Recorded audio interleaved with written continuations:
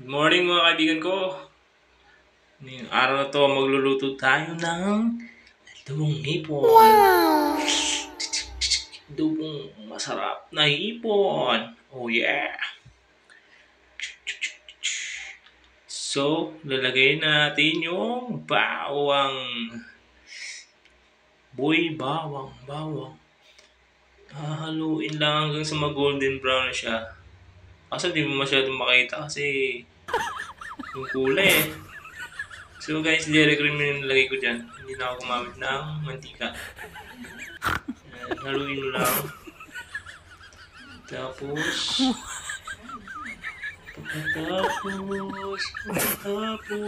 ng lahat.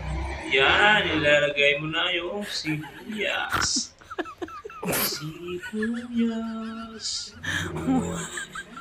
Haluin mo lang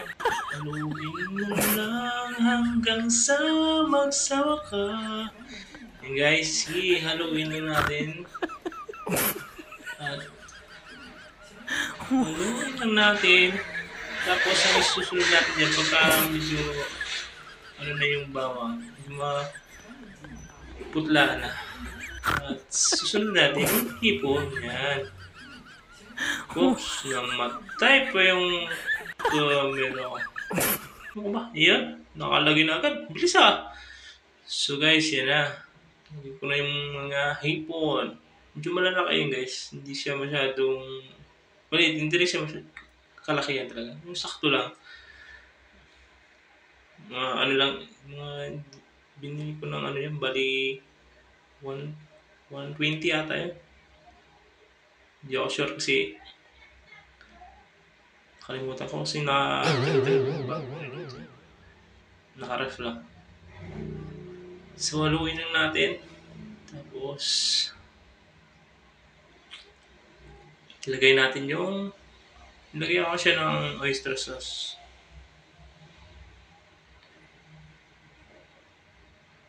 Oyster sauce.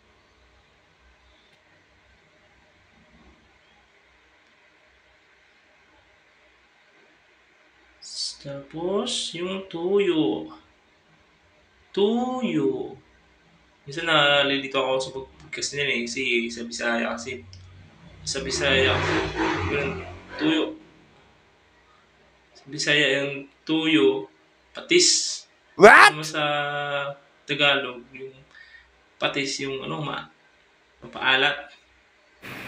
Yung patis yung tuyo. Yun.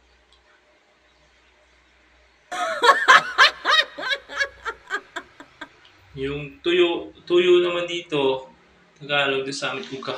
Sa Bisaya, Tagalog tuyo. So, nilagyan ko na siya magic syrup guys. Mga kaibigan pala. Kaibigan tayo eh. Friends, forever. Yeah! Yan, kaibigan lang. Yan na guys. Nahalo ko na siya. Kasi mas maganda kasi haluin para yung lasa niya kakapit doon sa hipon. Para pagkain mo, doon sa kabalatan niya, loob niya, di ba? Sarap sipsipin, di ba? So, hinahalo-halo ko lang yan. Hindi na. Parang hahalo lang ako na. Namatay na ng ilaw ng camera. Hirap pag walang cameraman. Ako lang yan eh. Hirap ako nagluto, ako nagka-camera. So, hirap na rin talaga. Pero, tiyaga lang. Yun talaga eh. Natin yan eh. Talent natin yan eh. Guys, mas masarap din ganun eh. Magluluto ka kasi, talent mo na rin yun eh. Kasi, skills mo yan. Kasi, marunong ako magluto. Wow! Yan. Tinikma ko na. All goods na. Sarap na yan. Suwabing. So guys, luto na. Ang sarap!